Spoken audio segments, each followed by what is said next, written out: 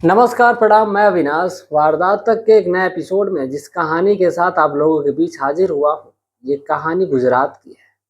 वाकई आजकल के दौर में ऐसे ऐसे लोग हैं, ऐसी ऐसी औरतें हैं, ऐसे ऐसे पुरुष हैं जो अपनी जिस्मानी ज़रूरतों को पूरा करने के लिए और कुछ लोग अपनी ज़रूरतों को पूरा करने के लिए, जैसे कि पैसे के लिए, और कुछ लोग अपनी जिस्म की ज़रूरत को, भूख को पूरी करने के लिए अलग अलग तरीके का सहारा लेते हैं। आज की जिस कहानी के बारे में आपको मैं बताने वाला हूँ, ये कहानी वाकई आपको हैरान कर देगी, परेशान कर देगी। कहानी शुरू करूँ उससे पहले आप लोगों से प्रतिदिन की तरह गुजारिश है कि जितने भी भाई हमारे चैनल पर नए आए हुए हैं, चैनल को सब्सक्राइब करें और हमारे इस वारदात तक के परिवार में जुड़ें और इस परिवार का हिस्सा बने। चैनल नया है तो आप लोगों के प्यार और आशीर्वाद की ज़रूरत थी। उम्मीद है कि आप लोग सपोर्ट करेंगे और अपना प्यार और सब भरोसा बनाए रखेंगे। चलिए आज की कहानी को शुरू करते हैं। जो आज की कहानी है वो गुजरात की है और गुजरात के का एक शहर लगता है डाकोरा शहर, और इसी डाकोरा शहर के अंतर्गत एक कॉलोनी लगती है, भगत जी कॉलोनी। इसी कॉलोनी की ये कहानी है। इसी कॉलोनी में रहने वाला एक व्यक्ति, बुजुर्ग व्यक्ति, जिसकी उम्र लगभग 55 साल के करीब थी। उस व्यक्ति का नाम था विमलेश। विमलेश के दो बेटे थे। दो बेटों में एक का बेटे का नाम था मंगेश और दूसरे बेटे का नाम था रमेश। ये दो बेटे हैं। इन दोनों बेटों की शादी हो चुकी है और जो बड़ा बेटा है उसकी शादी तो पहले हुई है, लेकिन जो छोटा बेटा है उसकी शादी भी हाल ही में लगभग 2 साल पहले हुई थी। जो मंगेश है उसकी जो पत्नी है, सुधा नाम था उसका, और जो बड़ी छोटी बहू है उसका नाम मनीषा है। ये 4-5 लोगों का जो परिवार है, ये परिवार हंसी खुशी चल रहा था। लेकिन जब एक दिन जो छोटी बहू है मनीषा, उसकी एक अफवाह उड़ती है कि इसका किसी के साथ अवैध संबंध है।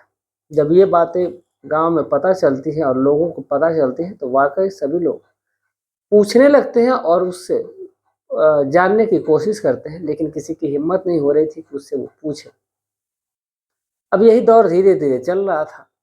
लगभग समय गुजर रहा था और गुजरने के साथ साथ ही सारी चीज़ें ठीक ठाक चल रही थी। वो अपने उसका जो ससुर था, वो अपने ससुर को प्रतिदिन खाना लेकर के जाया करती थी। उसका जो ससुर था वो एक घर से, जो जिस घर में वो लोग रहते थे उस घर से कुछ दूरी पर एक और मकान था और उसी मकान में वो अकेले रहता था। जब भी खाना के पानी की जिस भी चीज़ की ज़रूरत होती थी, जो बहुएँ हैं, जो बेटे हैं, उस कमरे में पहुँचा दिया करते थे। जब खाना पहुँच जाया करता था समय से, वो व्यक्ति, जो बूढ़ा व्यक्ति विमलेश है, वो वहीं पर रहता था। एक दिन ऐसा हुआ कि जो उसका बड़ा बेटा है, वो जाता है कमरे में और अपने पिताजी के यहाँ, और फिर वो जब कमरे में पहुँचता है तो देख कर के वो परेशान हो जाता है। वो कमरे में इसलिए जाता है क्योंकि रात में उसके पिताजी के द्वारा कोई भी उससे संपर्क नहीं हुआ था, क्योंकि रात में वो लेट आया था। सुबह भी उसके पिताजी कुछ बोले नहीं उससे, उसको फ़ोन किए, बुलाया भी नहीं, कोई बातचीत भी नहीं की। वो परेशान था कि आखिर पापा तो हमारे प्रतिदिन सुबह में फ़ोन करके बुला लेते हैं और बुला लेने के बाद जो भी बातें होती है वो करते हैं, और सुबह में प्रतिदिन का उनका एक काम था कि वो अपने घर में फ़ोन करते थे। जब जिस भी चीज़ की ज़रूरत होती थी, चाय की, पानी की, वो सारी चीज़ें फ़ोन करके ही मँगा लिया करते थे और वहीं पर अपने उसी घर में वो रहते थे। क्योंकि कमरे मकान 2 थे, दोनों जगह दोनों लोग रहते थे, चूँकि ये बूढ़े थे, अकेले थे तो अपना वहीं पे रहते थे। जब बड़े बेटे को ऐसा लगता है कि उसका जो पिता है वो फ़ोन नहीं किया है, तो सोचता है कि चलो चलते हैं और वहीं पिताजी से हाल-चाल ले लेंगे और बातचीत कर लेंगे। जब पहुँचता है तो जब कमरा खोलता है तो वाक़ई वो देख कर के सन्न रह जाता है कि जो उसके पिता हैं, वो बेड पर मृत अवस्था में पड़े हैं और जो बेड है वो पूरा खून से सना हुआ था, जो बेडशीट थी वहाँ की। वाक़ई वो देख कर के परेशान हो जाता है, हैरान हो जाता है और चीख-चीख कर रोने लगता है, चिल्लाने लगता है। जब चिल्लाने और चीखने की आवाज़ सुनते हैं लोग तो फिर वो सभी लोग दौड़ते भागते पहुँचते हैं, और सभी लोग पहुँचने के बाद जब देखते हैं उसकी दशा को, तो उसी में से सब सीधा-सीधा जो मामला ऐसा लग रहा था किसी ने उसका मर्डर किया हुआ है।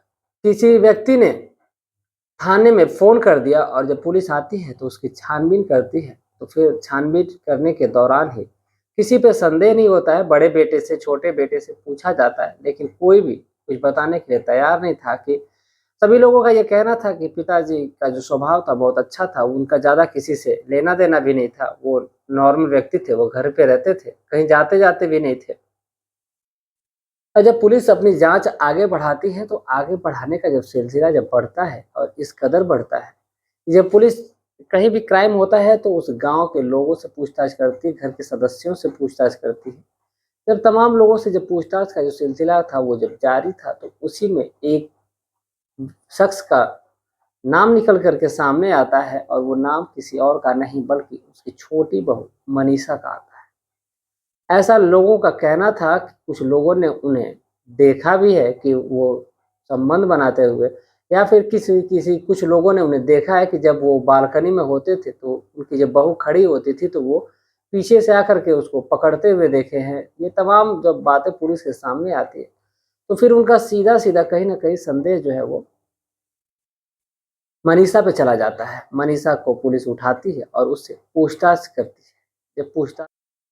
जब मनीषा से पूछताछ करती है, पूछताछ का जो सिलसिला है, वो जारी होता है, तो पहले तो मनीषा इधर-उधर की बातें करती है, लेकिन फिर वो सच्चाई बताने लगती है और बताने के साथ-साथ जब वो बातें बताती है, तो वाक़ई पुलिस परेशान थी, हैरान थी कि ऐसा कैसे हो सकता है। जो मनीषा थी, उसका जो पति था, वो कमाता नहीं था, उसके पास पैसे नहीं थे और इसकी जो ज़रूरतें थी वो पूरी नहीं हो पाती थी। अब कहीं न कहीं इसकी जब ज़रूरतें नहीं पूरी हो पा रही है तो वो परेशान थी। अब जो उसका ससुर था उसके पास बहुत ज़्यादा पैसे थे। पैसे तो थे ही, तो अब वो अपने ससुर के जब पास जाती तो फिर जो उसका ससुर था उसको बड़ी गंदी निगाहों से देखता था। और देखने के साथ-साथ जब उसको एक दिन मौका पा कर के जब उसकी बहू उसको बैठ कर के उसका पैर दबा रही थी, तो कहीं न कहीं उसके जिस्म को देख कर के उसके ससुर की बेचैनी इतनी बढ़ती है कि वो खुद पे कंट्रोल नहीं कर पाता है। और कंट्रोल जब नहीं कर पाता है तो अपनी बहू को अपनी तरफ खींच लेता है, और जो उसकी बहू है वो भी तो यही चाहती थी, इसलिए वो अपने जिस्म को दिखा रही थी। और जब वो अपनी तरफ खींचता है तो उसकी बहू आती है उसके पास, और फिर वो बिना किसी ऐतराज़ के दोनों एक दूसरे के होने लगते हैं और एक दूसरे के साथ हमबिस्तर होते हैं। लेकिन हमबिस्तर होने से पहले जो उसकी बहू थी मनीषा, वो एक शर्त रखती है कि वो आपके साथ सेक्स तो करेगी, लेकिन उसके बदले उसे पैसे चाहिए। वो कहता है कि ठीक है, तुम्हें जितने पैसे चाहिए मैं देने के लिए तैयार हूँ। अब प्रतिदिन का उसका जो सिलसिला था वो जारी हो जाता है, और जब भी वो आती तो फिर दोनों वक़्त वो दोनों मिल कर के संबंध बनाते, और उसके बाद जो मनीषा है, उसके बदले कभी 2000 तो कभी 5000 तो कभी 10,000, जितनी उसकी आवश्यकता उसे लगती उतना वो पैसे माँगती, और माँगने के बाद उसके साथ संबंध बनाती। संबंध बनाने का ये सिलसिला धीरे-धीरे चलता रहता है। लेकिन एक वक़्त ऐसा आता है कि उसको एक उसी कॉलोनी का एक और जो लड़का होता है, जिसका नाम विनीत होता है, विनीत को वो पसंद आता है। जब विनीत उसको पसंद आता है, तो दोनों एक-दूसरे के साथ फिर से वो विनीत के साथ भी वो संबंध बनाती है, और संबंध बनाने में वो इस कदर उसके प्यार में पागल हो जाती है कि जो पैसा अपने ससुर से वो लेती थी, वो अपने यार यानी विनीत को देती रहती थी। इधर उसका पति भी है, लेकिन पति से उतना उसका लगाव नहीं रहता है, जितना कि उसका ससुर से और अपने प्रेमी विनीत से था। ससुर से पैसा लेती, विनीत पे लुटाती। अब ये सिलसिला धीरे-धीरे चलता रहता है। वो कहती है एक दिन अपने प्रेमी से कि एक काम करो, यहाँ पर हम दोनों एक साथ नहीं रह सकते, इससे अच्छा है कि हम दोनों यहाँ से भाग चलते हैं।